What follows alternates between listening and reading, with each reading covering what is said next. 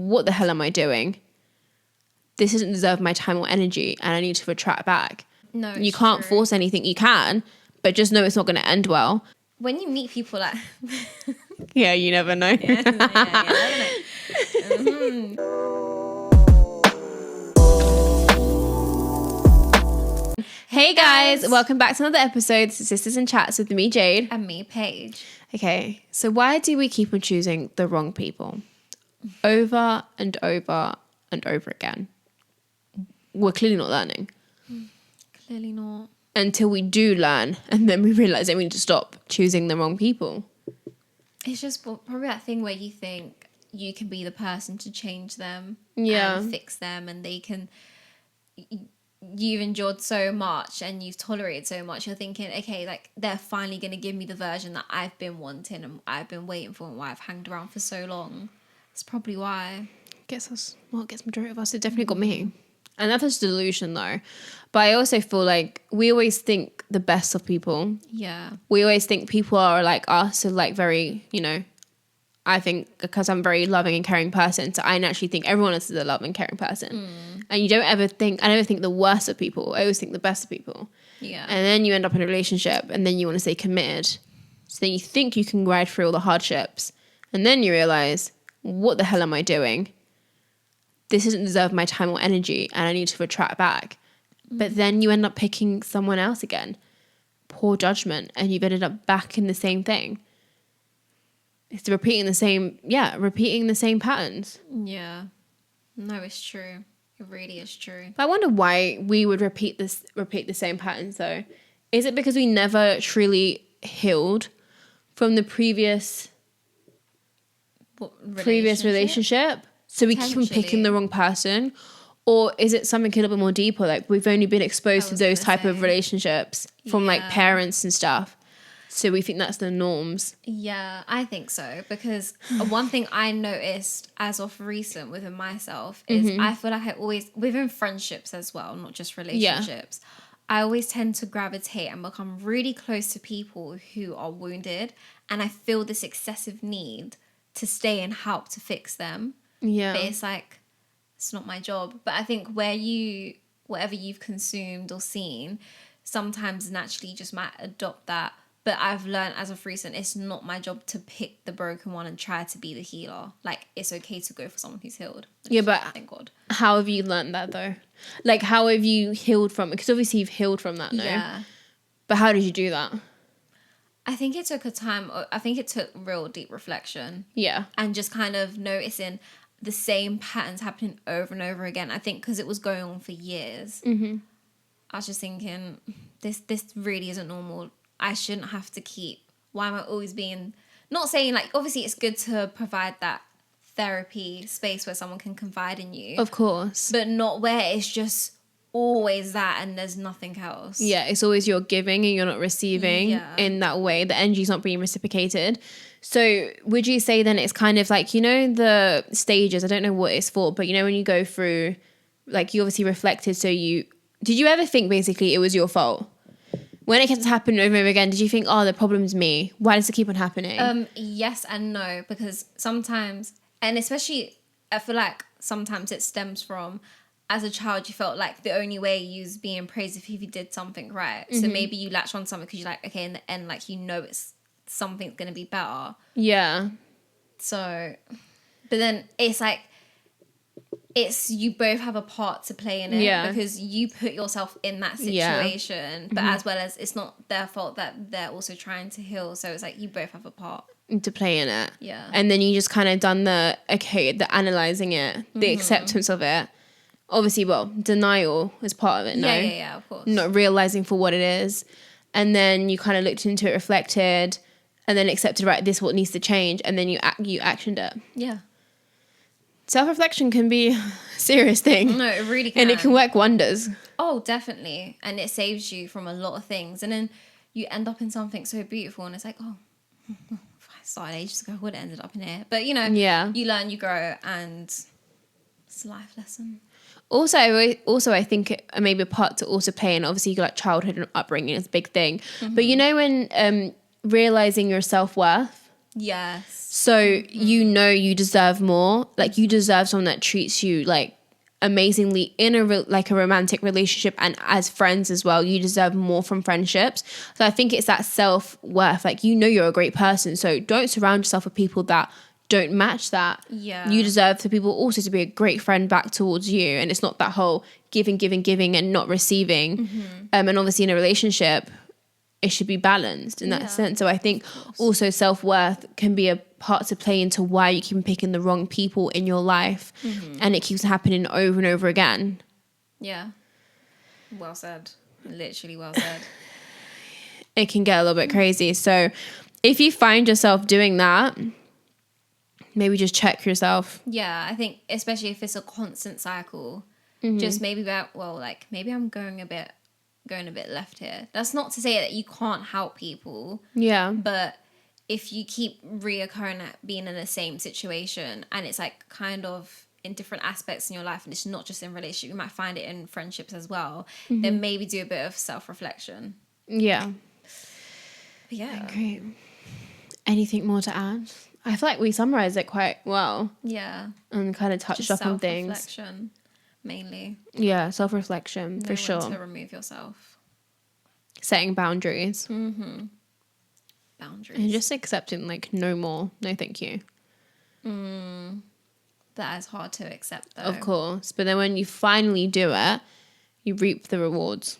Because you won't have to be worrying about this person's done this, this, and this, or this person's draining me. Because you've removed your energy from that. And you're putting in energy where it's going to be reciprocated back. Yep. Okay, let's give some advice. How do I get a boyfriend? Been single since like forever. Okay, so she's a 25-year-old female. She's never really been on a date, and she normally does things like going to the malls, coffee, restaurants, and goes to the gym. But she's never been approached by anyone. She said, even though I look decent enough with makeup and mid-size and doing everything that I can do to be healthy and fit, I just feel like there's something wrong with me. I always wonder, why is it hard for someone to find me and put me and ask me on a date? She said, my parents try to reassure me that it's better to be single than have boyfriends, bad boyfriends. But all their advice still makes me feel even more lonely. Now I'm getting older, I'm worried that I might become single for the rest of my life. The idea of being single for the rest of my life makes me feel even more lonely. I've tried online dating, more like online chatting, but in the end it all fizzled out. What could I possibly do to get a boyfriend? Aww.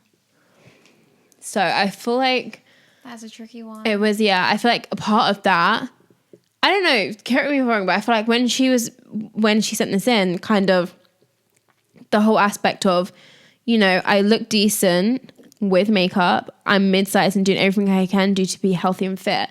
It slightly to me screams a little bit like self-conscious. No? Or was you not getting that? I don't know. Because why would you say I'm doing everything I can do to be healthy and fit?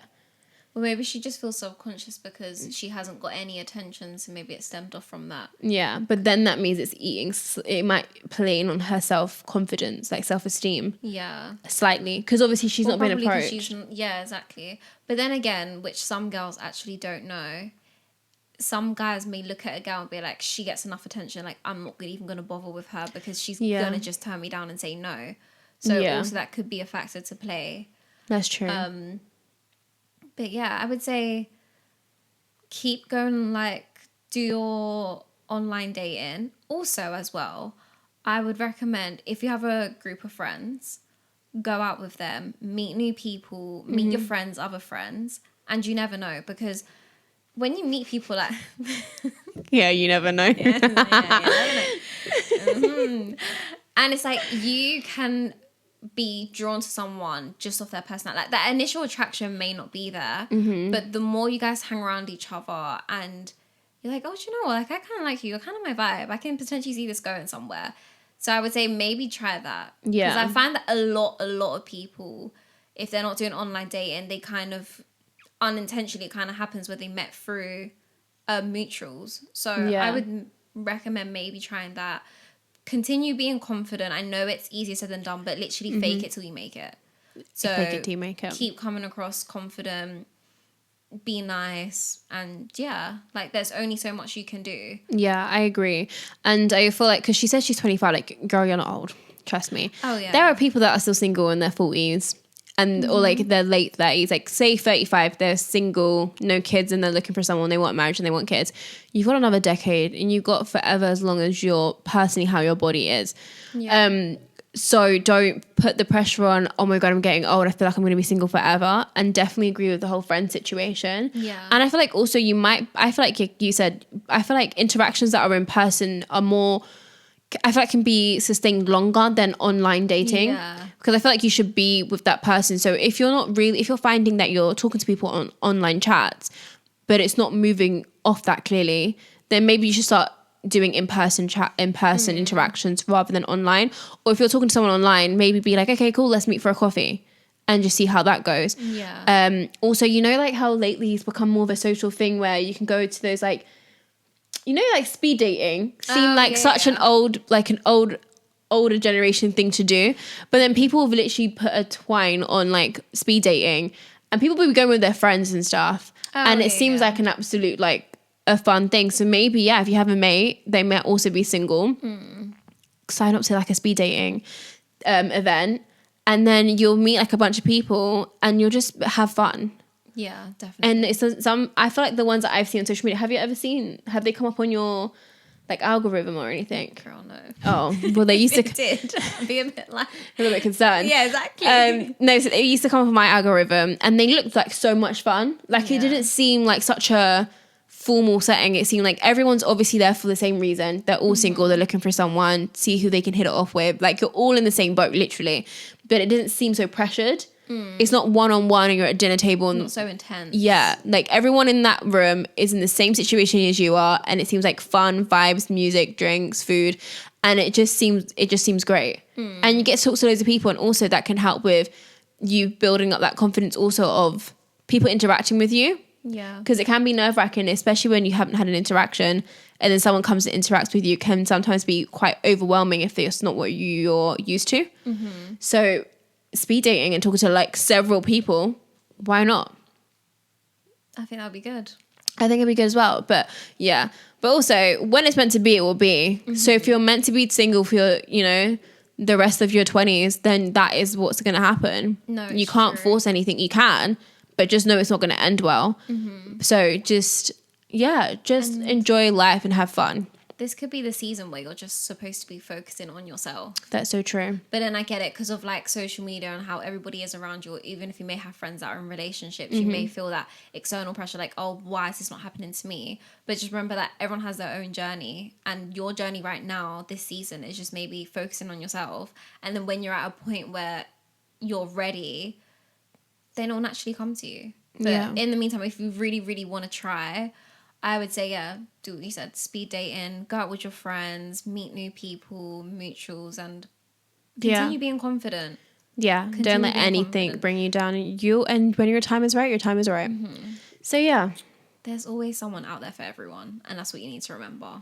But then I get at the same time, when you're single and you're like, oh my God, I really want someone, and you're like, I'm going to be lonely forever, like, it's easy to get caught up, but it's literally just all in your head. Yeah. It's literally all in your head. And it will happen in its own time.